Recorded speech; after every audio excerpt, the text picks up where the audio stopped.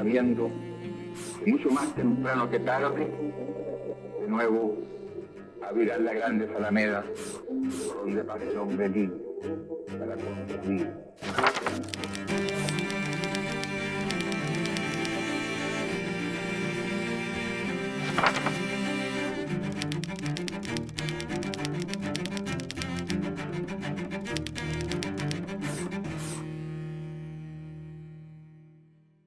Hola, bienvenidos a un nuevo programa de Intelectuales 11 Miradas del 11 de septiembre. Hoy estaremos conversando con Manuel Antonio Garretón. Él es profesor de la Universidad de Chile, escritor, sociólogo y Premio Nacional de Humanidades y Ciencias Sociales. Profesor, muchas gracias por recibirnos en su casa. Muchas gracias a ustedes por esta conversación. Profesor, en pocos días más se conmemoran los 50 años del golpe de Estado, del quiebre de la democracia. ¿Cuáles son las reflexiones que usted hace a 50 años de uno de los hechos más importantes de la historia política de Chile? Bueno, es una pregunta que da para muy largo, porque uno hace muchas reflexiones, han pasado los 50 años, entonces las reflexiones se van aumentando, cambiando algunas, incorporando otras cosas, pero yo diría que la cuestión central, del cual no siempre se toma el peso fundamental, que estamos frente al crimen más grande de la historia de Chile. En ningún país del mundo se ha bombardeado el Palacio Presidencial, buscando matar a la gente que está ahí para imponer ese mismo día un régimen de terror, como lo prueban los bandos militares. Es decir, estamos en un hecho absolutamente inédito en la historia de Chile, que la va a marcar para siempre y que en la medida que la sociedad no reconozca y no acepte el conjunto de ella, este hecho central, que es el causante indisociable de lo que viene después. O sea, no hay violaciones de derechos humanos si no hubiera habido golpe militar. En la medida que la sociedad no asuma esto, y no lo asuma como verdad oficial, tiene que ser una verdad oficial, como lo es el hecho, por ejemplo, que la independencia es el 18 de septiembre de 1810, aunque algunos consideran que debiera haber sido en 1818, la verdad oficial, aunque algunos digan que quien hizo la independencia fue tal persona y otros digan que tal otra. Hay interpretaciones diferentes. La verdad oficial es que ese es el día de la independencia y que Chile es una república, y por lo tanto, de esa misma naturaleza e envergadura, en la afirmación como verdad oficial, hubo un crimen perpetrado por las Fuerzas Armadas que están generadas y creadas para obedecer a la Constitución, para resguardar frente a enemigos externos la vida de los chilenos y la integridad del territorio. Esas Fuerzas Armadas, dotadas del poder que el Estado le dio, se levantan contra el Estado, quiebran y destruyen la democracia e instalan un régimen de terror. ¿Quiénes tienen responsabilidad en esto? En el golpe militar, que es el crimen más grande de la historia de Chile, los que lo instigaron y sobre todo los que lo ejecutaron. ¿Usted qué estaba haciendo el 11 de septiembre? Yo era en esa época decano del área de estudios interdisciplinarios de la Universidad Católica y director del CEREN, que pertenecía a esa área, en la universidad cuyo rector era la Universidad Católica, cuyo rector era Fernando Castillo Velasco. El CEREN era el Centro de Estudios de la Realidad Nacional, del que yo dirigía. Fernando Castillo Velasco, y entonces lo primero que hice fue ir a el Campus Oriente, donde estaba ubicado el Centro de Estudios de la Realidad Nacional, para ver qué pasaba ahí en cuanto me avisaron esa mañana. Y con posterioridad, no había mucho que hacer ahí, salgo, me contacto con la gente que tenía que ver con, que era del CEREN o de la Universidad Católica y que pertenecíamos al mismo grupo político en aquella época, y entonces para ver un poco qué se hace, sobre todo qué se hace respecto a la universidad. ¿Pero qué se pensaba hacer ahí? Bueno, no se pensaba hacer, no se pensaba hacer. La idea es qué hacemos, qué se hace. Y entonces lo primero es ir a las casas de cada uno. En mi caso, volver a mi casa, ver cómo estaban las cosas. Yo estaba casado y tenía 2 hijos gemelos. Tengo 2 hijos gemelos, pero en esa época tenían 1 año apenas. Y entonces, bueno, y de ahí partir, nos juntamos, y eso se lo debe haber contado Tomás Mulián, creo, partimos a juntarnos en un lugar cerca de la Plaza Dignidad, de lo que hoy se llama la Plaza Dignidad, cerca de la Plaza Baqueano, que era un lugar, pero de una inseguridad absoluta. ¿Cómo seríamos ingenuos? Pero ahí nos juntamos 8 a 10 personas y pasamos la noche ahí. Y fuera de estar ahí esperando, bueno, un poco qué se hacía, yo de inmediato empecé a tomar contacto, porque tenía algún contacto desde ya con el cardenal Silva Enríquez, que era gran canciller de la Universidad Católica. Entonces, y yo era decano, miembro del Consejo Superior, entonces, para ver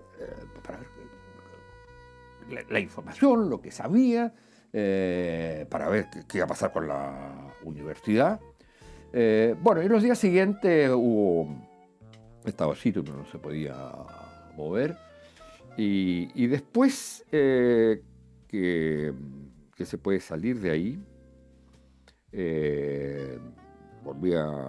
estuve en varios lugares distintos alojando, con Tomás Mulián en alguno, en la casa de mi hermano, él era demócrata cristiano, pero desde el primer momento estuvo contra el golpe. Y a 50 años de ese hecho, de eso que nos comenta, las columnas del diario uno lee, algunos escritores también dicen que estamos más polarizados que antes, o hacen la comparación con la conmemoración de los 40 años. Hay un ambiente más crispado. A su juicio, ¿eso es bueno, es malo, es o no es? Y yo creo que es un hecho, que está una situación mucho más polarizada, además en una sociedad más fragmentada, que es una cosa distinta. Es una sociedad más fragmentada, y cuando decimos fragmentada no es en 2 polos, es fragmentada, o sea, estallada en cierto modo. Lo que pasó, digamos, desde el estallido para adelante, el proceso constituyente, el fracaso del proceso constituyente, en fin, la enorme incapacidad del mundo político, de las iglesias, de ser representativo de la iglesia y de cualquier institución, de ser representativo de lo que es la sociedad, hace que sea una sociedad más fragmentada. Y entonces tenemos una sociedad, por un lado, polarizada, mucho más polarizada por una razón, y por otro lado, fragmentada, es decir, con mucha menor capacidad de organización para expresarse como conjunto, como colectivo. Entonces una suma de individualidades o de grupos parciales, en fin, cada uno de los cuales identifica el futuro del país consigo mismo, en cierto modo. Entonces, en ese sentido, es una sociedad, no estoy hablando de los temas de economía y otros, es una sociedad que mantiene muy altos niveles de desigualdad y que al mismo tiempo no tiene los instrumentos, instituciones, capacidades que tuvo en otra época. Se organizaba en partidos políticos, se organizaba en sindicatos, se expresaba a través de lo que decía la iglesia. Hoy día la iglesia dice algo y a nadie le importa mucho, ese es el dato real. Entonces tenemos, eso a mi juicio es una cuestión que es clave, entender que hay polarización y multipolarización a través de la fragmentación. Y la multipolarización, y la polarización es en torno al tema de digamos, de lo que fue el 11 de septiembre. Eso tiene una expresión que ya quedó clara hace un par de años. En la elección presidencial de Gabriel Boric, y esto lo he dicho muchas veces, Gabriel Boric obtuvo el 55,9%. Y José Antonio Kast el 44,1%.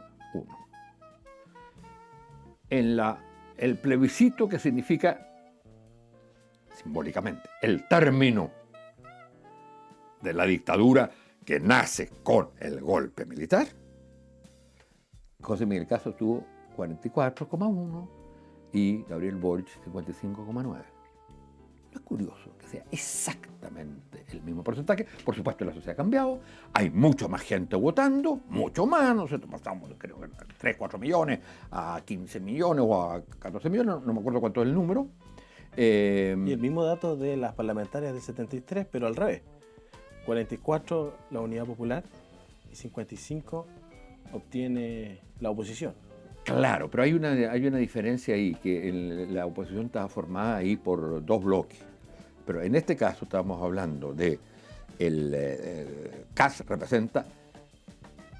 representa, o representó en ese momento, puede ser que cambie, era el administrador de Pinochet en la tierra. Es decir, pero evidente, en democracia. Lo que buscaba su proyecto, y lo que busca su proyecto, es reconstituir la sociedad, digamos, del pinochetismo sin la violencia ni la falta de democracia. Entonces es lo más cercano, es la posición más extrema que puede haber a los procesos de transformación. Tal como Pinochet representó la posición más extrema, que también estaba siendo planteada en ese momento por la derecha. Bueno, entonces lo que quiero decir es que en esta situación de polarización que se expresa ahí, en el año 2013, lo que ocurrió, a mi juicio, fue que se había ido produciendo en la sociedad un tipo de reflexión, que habían surgido nuevos sectores críticos dentro de la derecha misma, del caso de Bópoli. Y ahí hay una famosa declaración en que plantean el tema que no es solo el problema de los derechos humanos, que es clave, pero que eso no se puede explicar, no lo dicen exactamente así, pero no se puede explicar sin la violencia previa del golpe militar y que por lo tanto nunca la violencia debiera ser usada para resolver los problemas de democracia. Eso ya no lo dice la derecha. Profesor, ¿y qué opina o cuál es a su juicio, cómo lo ha hecho el gobierno con respecto a la conmemoración de los 50 años? Sabiendo que, o al menos tenemos el antecedente, que el presidente Gabriel Boric, cuando asume su presidencia, cita el último discurso del presidente Allende. ¿Cuál es su reflexión con respecto a eso? Pero es que yo creo que mutatis mutandi, pensando que han pasado 50 años, en ese momento, al momento de la elección un poco menos, es evidente que Boric representaba el primer proyecto propiamente de izquierda. No digo que no estuviera la izquierda presente en la concertación, pero una coalición con un proyecto básicamente de democratización. Aquí presenta un proyecto de transformación enteramente distinto a lo que es la vía chilena al socialismo, porque estamos en otra época, pero que expresa de alguna manera el ideal transformador, democrático transformador, de las estructuras sociales que en este momento se llamaba neoliberalismo. Esto es lo que expresa. En ese sentido, es evidente que aparece normal que él haga ver, somos portadores de lo que fue, y además nombra mucho más otras personas, no solo, por supuesto. no solo a Allende, somos portadores de un proyecto de transformación en democracia. Es decir, es esa tarea. Y entonces, en el curso, y ahí hay un tema que hay que analizarlo, ese es un momento en el cual está presente el tema de la Constitución, del proceso constituyente. Entonces, esta idea transformadora tiene dos causas, por decirlo así. Uno, el proceso constituyente. Y dos, el gobierno de Boric, que gana la elección, digamos, Gabriel Boric, que gana la elección y establece el gobierno. Por otro lado, tenemos el proceso constituyente. Ambas cosas han o fracasado o sido derrotadas. Dejemos la explicación. O sea, la para convención futuro. pasada, al menos... No, han sido fracasadas o derrotadas. O sea, el gobierno de Gabriel Boric hoy día en minoría. No es que haya fracasado el gobierno, pero en este momento, como instrumento del proceso transformador, el gobierno es un gobierno minoritario. ¿Y No ha eso? fracasado. El proceso constituyente fracasó. Entonces, lo importante a tener en cuenta en esto es que, obviamente, se presenta el tema de los 50 años, y entonces es normal que el presidente se planteara desde un inicio, aun cuando el proceso constituyente hubiera fracasado, el hecho que hay algo que cambió la historia de Chile y hay que eso superar lo que fue el golpe de Estado y que hay que generar un proyecto, hay que continuar con un proyecto de transformación que, esa era la idea central, que uno, reconozca el crimen más grande de la historia de Chile y dos, que se permita continuar con un proceso de transformación de la herencia que dejó la dictadura y en la cual, fíjese bien, las cosas que está planteando hoy día no solo Kast, sino el Partido Republicano en el proceso constituyente. Lo que quiere es restaurar los principios básicos del orden pinochetista, dejando de lado el tema de la democracia. Eso no, acepto que no lo tocan, pero quiere volver atrás. Y entonces, en ese clima, se hace muy difícil que el propósito inicial respecto a la conmemoración de los 50 años se pueda cumplir. Sin embargo, yo creo, y esto vuelve a una pregunta que usted me hizo al comienzo, yo creo que lo que ha ocurrido en este proceso de polarización hay un componente, un aspecto muy negativo y un aspecto positivo. El aspecto positivo es que es primera vez, diría yo, que en el debate en estos 50 años, en el debate, aunque esté polarizado, pero por lo menos que haya debate, que haya sido puesto en el debate, que el problema de la violación de derechos humanos, en la cual parecieran todos estar de acuerdo en el nunca más, se debe al golpe militar. Entonces algunos dirán, no, es que no es el golpe militar, digamos, el golpe militar es una consecuencia de la polarización que existía de la lucha política, y otros dirán, no, como es mi caso, el golpe militar no se explica por la crisis política, en la cual hay responsabilidades de todos lados. En el golpe militar no hay responsabilidad de todos lados, pero lo importante, insisto en ese punto, es que por lo menos, aunque esto haya significado polarización, esta sociedad hoy día está discutiendo. Es muy grave que lo haga 50 años después. Imagínense ustedes que en el año 95, para poner un año, los alemanes hubieran estado discutiendo si en realidad era justificado lo que hizo Hitler o no.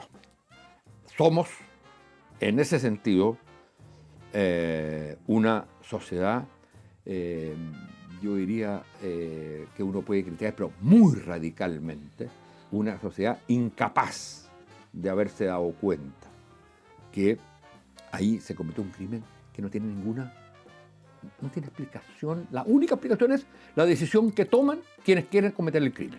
Profesor, usted decía recién el tema de las minorías, que hoy día el gobierno en cierta parte es minoría. No, en cierta parte, es minoría. Y conversábamos hace un par de días con Tomás Mulián y finalmente llegaban bueno, ustedes escribieron un libro juntos después del golpe, en donde fueron muy reflexivos, quizás críticos también del proceso, de la división, de la responsabilidad política del gobierno del presidente Allende y de los gobiernos después también, pero le pasó también al presidente Allende, y un poco la reflexión que hacía el profesor Mulián, no logró las mayorías, a su juicio. A ver, no, ¿Por qué? es evidente que el gobierno no logró, no tenía mayoría, digamos.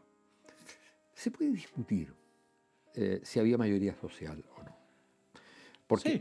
de hecho, O sea, las primeras en municipales términos les fue bien. no, ahí obtuvo mayoría, pero sí, estoy hablando de mayoría social, no mayoría política. Perfecto. Mayoría política fue en un momento, pero que le era, en términos de lo que son los procesos legislativos, el hecho de haber sacado el 50 y tanto por ciento en las elecciones municipales, entre paréntesis, fíjese lo que es los avatares de las historias institucionales. Frei Montalva tuvo como primera elección, porque en esa época no había las elecciones presidenciales y parlamentarias no coincidían, pero Frei tuvo, él gana en septiembre del 60 y en marzo del 61 obtiene mayoría parlamentaria, bueno, son muy altas en el Parlamento. En cambio, a Allende le toca una elección municipal y saca el 50%. Imagínense lo que eso habría significado. Bueno, pero no fue así. Sí, No fue eso así. voy. Que Y finalmente entonces después... no logró ser mayoría. Sin embargo, el dato que es muy impresionante, en una sociedad con tanto problema, en la cual además la situación económica era gravísima, en el tercer año, el gobierno pasa del 37% que había obtenido Allende al 44%. Sí. Es decir, que había una, si usted quiere, minoría, No, una pero masa muy considerable. sólida, Sí. muy sólida, de 44%. Fíjese que eso no lo es la izquierda hoy. Hoy es menos la izquierda que lo que se tenía en ese momento tan extremadamente grave. Y sin embargo, tenía, pero no tenía mayoría en el Parlamento. Y lo que hubo ahí, en esa época, el Parlamento, básicamente, digamos, y los partidos políticos representaban a la sociedad. Usted decía Partido Comunista, Partido Socialista, decía clase obrera, decía campesinado, decía sectores populares. Usted hablaba de clase media y decía Partido Demócrata Cristiano. Hablaba de los sectores culturales y económicos de derecha, digamos, de los sectores dominantes, y decía derecha. Entonces los partidos representaban a la sociedad. Hoy día eso no ocurre de la misma manera. Entonces, el problema es que hoy día la capacidad que tiene el gobierno es una capacidad limitada. Es una capacidad limitada y ha logrado, hay una coalición, esa coalición tiene problemas, pero uno diría, ¿cómo se hacía o cómo podía ser mayoría en aquella época? Usted podía ser mayoría básicamente con alianzas, esto lo planteó Aníbal Pinto durante mucho tiempo, por algo se hablaba de 3/3. Yo hablo de 3 polos, que hace más difícil, pero hablaba de 3/3. Entonces, usted para tener mayoría, si hay 3/3 organizados, es cuestión de tener 2/3, o algo cercano a eso. Bueno, hoy día, ¿cómo hace mayoría?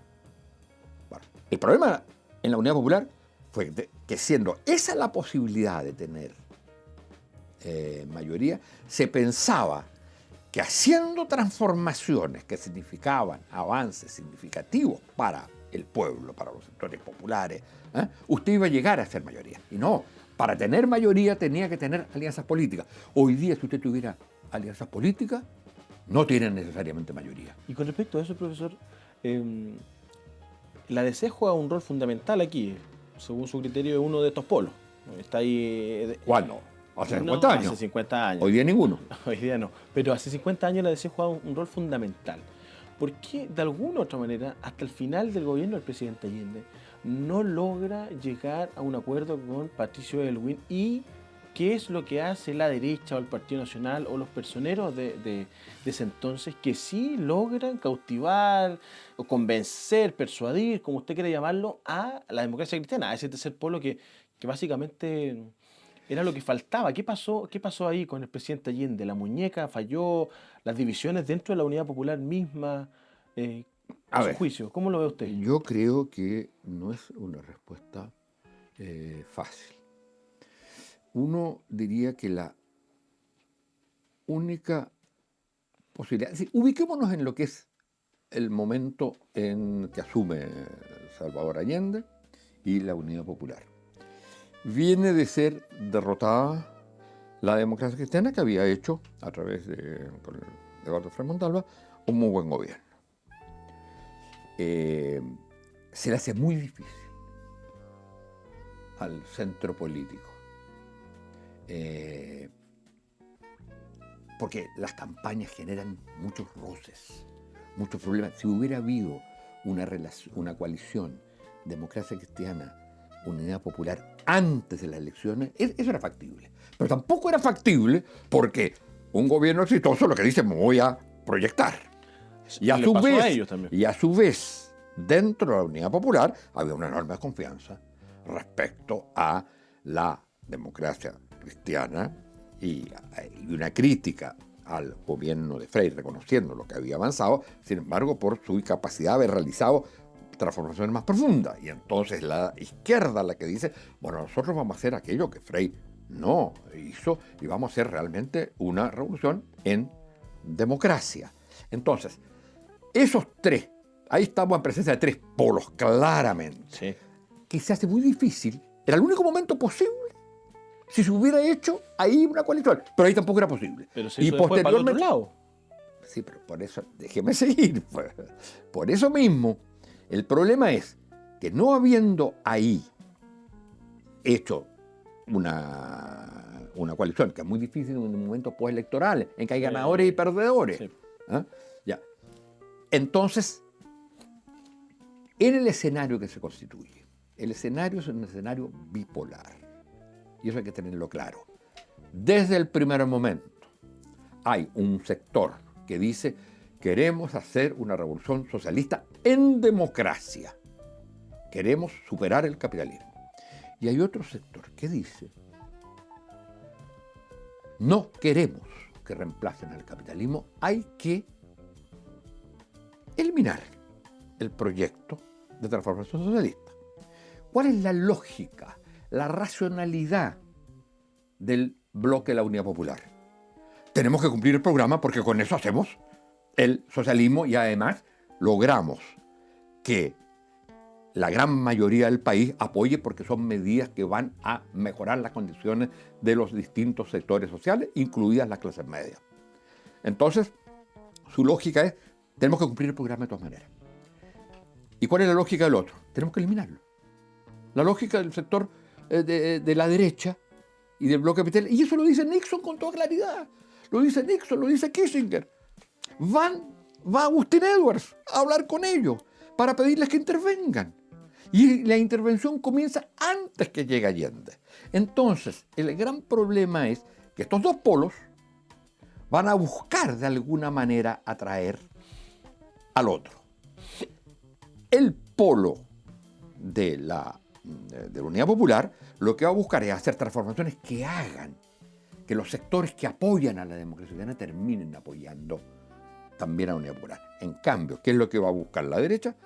Lo que va a buscar la derecha fundamentalmente es, como se trata de terminar, de derrocar, ya sea institucionalmente o constitucionalmente, ya sea matando al general Schneider, ya sea proponiendo una fórmula para la elección en segunda vuelta en el Congreso, digamos, lo que se llama segunda vuelta, para que no sea elegido Allende, ya sea a través de movilizaciones tipo el paro de octubre del 72, ya sea en la elección, proponiendo a la democracia cristiana en la elección del 73, para que Frei la encabece, para hacerle un derrocamiento constitucional. Es decir, todas las medidas posibles para terminar con el gobierno. Lo que significa generar una situación de polarización, de crisis económica. De hecho, hay que ver lo que había de acaparamiento, lo que había de mercado negro, todo lo que... y de movilizaciones de ciertos sectores claves de la economía a través del financiamiento que se le daba a esas movilizaciones por parte de los poderes dominantes, por parte de Estados Unidos. Entonces, lo que hace la derecha, con enorme inteligencia, porque tenía muy claro de lo que se trataba era de derrocar a Allende en cualquier momento, es atraer a la democracia cristiana y ofrecerle a la democracia cristiana: ustedes lideren. Y como la democracia cristiana tiene una enorme incapacidad histórica de generar coaliciones en las cuales ella no sea hegemónica, En la medida que se le da la oportunidad que aparezca ella liderando, es la derecha la que va a cosechar. Porque la democracia no va a poder dar un golpe, pero no le va a quedar otra, porque ya está aliada con la derecha, que terminar apoyándolo. En ese sentido, yo creo que hay una enorme responsabilidad política en la democracia cristiana. No son los instigadores del golpe, salvo al final. Porque en la declaración de la Cámara de Diputados del Congreso, es la Cámara de Diputados, perdón, en la Cámara de Diputados de agosto, de inconstitucionalidad de Allende, llaman explícitamente a intervención de las Fuerzas Armadas. Profesor, y el otro día, bueno, hace un par de semanas usted estuvo en un conversatorio y se refirieron un poco a la carta de justamente el expresidente Frei a Mariano Rumor. Y usted dijo, bueno, esa carta es un crimen, porque de alguna u otra manera apoya el golpe. ¿Lo sigue sosteniendo? Esa es la primera pregunta. A ver, ¿Sí? Pero antes, dígame, yo usé ahí la palabra crimen en el sentido metafórico. No en el sentido cuando hablo del crimen histórico y el crimen. Es como cuando uno dice, no cometas el crimen de. En el sentido metafórico. Yo creo que es un acto de un error de magnitudes enormes.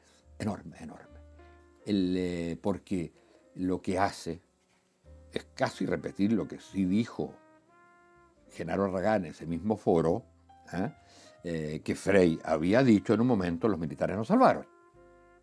Lo que le dice a Mariano Rumor en esa carta es más o menos lo mismo. Incluso hace ver que en un famoso párrafo, ¿no es cierto?, dice, se hace mucha alusión a las violaciones de derechos humanos en este tiempo, y no se habla de las violaciones de derechos humanos en el gobierno de Allende. Entonces, usted comprende que eso, yo creo que fue muy, muy grave. Ahora, esto no es toda la democracia cristiana. Hay un sector muy importante, que es el famoso grupo Los 13, ¿no es cierto? ¿Se puede separar el golpe de lo que vino después? Porque hay gente que dice, algunos escritores, autores... No, pero ahí se cambió de pregunta. Pero sí, me cambié, no, pero prefiero que... Ya le voy a ir a esa pregunta, pero déjame terminar la frase. Entonces, el último, estábamos en... el grupo Los 13. En el grupo Los 13, bueno, entonces ahí eso muestra que en la democracia sí había habido un debate interno, pero termina predominando la posición de submisión de la democracia cristiana a la estrategia de la derecha. Eso es así. Y todo el asunto va a ser lo que se llama en la literatura el camino de Damasco, que va a ser la democracia cristiana post-golpe y que va a hacerse claramente tener como un inicio o término de ese camino de Damasco en el año 75-76, en que la democracia cristiana se va a declarar claramente opositora. Y de ahí para adelante, gracias básicamente a la renovación socialista, a la izquierda, que va a plantear el problema de la coalición necesaria para derrocar la dictadura. Gran aprendizaje también que hace la izquierda. Es muy interesante eso, profesor, porque en particular usted y muchos otros hicieron esa reflexión, miraron hacia atrás, vieron, no sé, si los errores, los aciertos.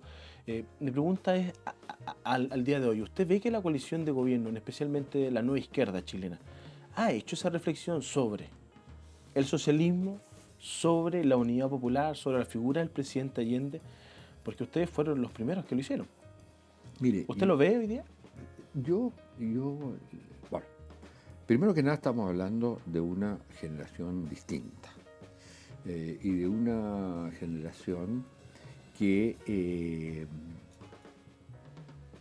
hace suyo el planteamiento, la tradición, si usted quiere, de la izquierda, la idea de una transformación radical de la sociedad chilena en el marco de democracia, para profundizarla pero básicamente en los términos clásicos de la izquierda de generar una sociedad más justa y más igualitaria. Sin embargo, como se trata de una generación nueva, no tiene, es decir, tiene que recoger muchos de los clivajes nuevos que se han presentado en la sociedad chilena, que no existían en aquella época. Al final, en aquella época, lo que había era proyectos que tenían que ver con capitalismo y socialismo. Y que los distintos clivajes de la sociedad, los distintos otros problemas se subsumían en precisamente esas alternativas.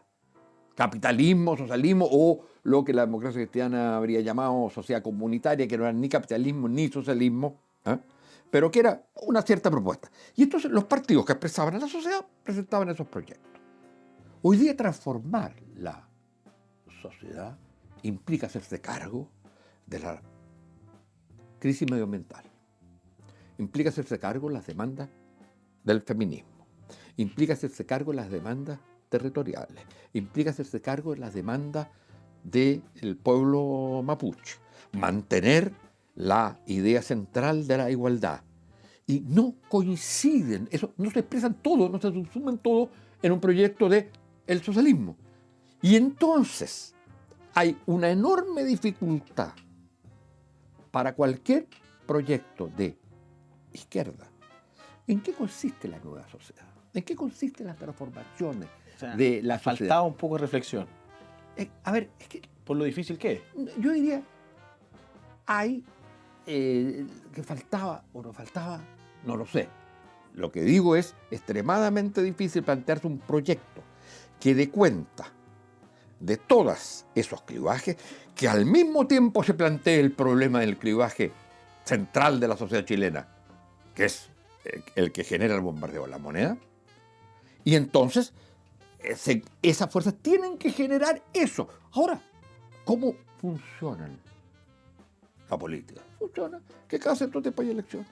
Y que usted tiene que llevar el proyecto que más dé cuenta de lo que quiere hacer. Si ese proyecto está totalmente elaborado o no está totalmente elaborado, no lo sé. Lo que sí es que encuentra dificultades enormes. Uno, porque la idea de proyecto mismo es distinta. Como le digo, usted dice proyecto socialista y sabe lo que está diciendo. Aquí tiene que decir muchas cosas, pero tiene que tener también una capacidad de juntar todas esas cosas en que a la gente le pueda decir: resuelvo o busco resolver con ustedes, eso es nuevo, con ustedes, no saben los partidos, pero con ustedes busco resolver los problemas que usted tiene, pero tienen que entender que sus problemas no se pueden resolver si no se cambia la sociedad, que es algo distinto a resolver los problemas suyos. Y la gente que ha perdido la relación con la iglesia, con el sistema educacional, con los partidos políticos, lo que dice: resuelven los problemas personales, resuelven los problemas de mi grupo. Y ese es el problema de la política hoy. Y ese es el problema que entonces tiene que vivir esta generación, que además puede haber otro tipo de problemas que tengan que ver con la falta de experiencia en el manejo del Estado, etc. Es otra cosa. Vivimos en una época de enorme dificultad e incertidumbre en la construcción de proyectos. Y sin embargo, es normal que esta generación, que nació a la vida política a través de una cuestión tan importante como fueron las movilizaciones de 2011-2012, que plantearon un horizonte distinto a lo que vivió el país en los 25 años, digamos. La concertación. Claro, los años de la concertación, vivía un momento distinto, plantea algo distinto. No podía ser un proyecto del mismo tipo de elaboración.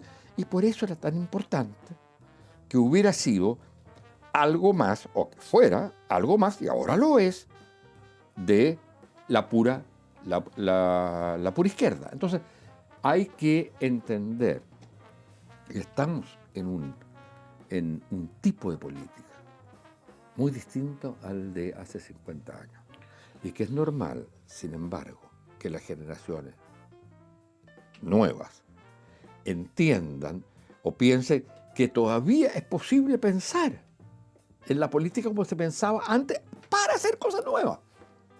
Pero entonces, ese es el aprendizaje, es un proceso de aprendizaje, lo hace toda la sociedad. Lo hace y no lo hace solo un sector, lo hacen todos. La democracia cristiana no hizo el aprendizaje y miren en qué está.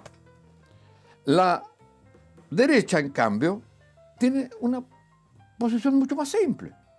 Se trata de restaurar, de evitar el cambio y de volver a una sociedad que ahora ya no es solo, digamos, lo que fue un poco la derecha en el último tiempo. Esperemos que no se produzcan cambios. Dejemos las cosas como están. Negociemos reformas, situaciones, etc. Ni pensemos en el pasado, y pensemos en mantener la situación. Ahora estamos en presencia de una derecha con proyectos. Y que el proyecto de regresión y de vuelta atrás es el gran riesgo de una sociedad conservadora. Profesor, muchas gracias por este tiempo. Gracias a ustedes. Y a ustedes los dejamos invitados a un nuevo capítulo de Intelectuales 11 Miradas del 11 de septiembre. Nos vemos.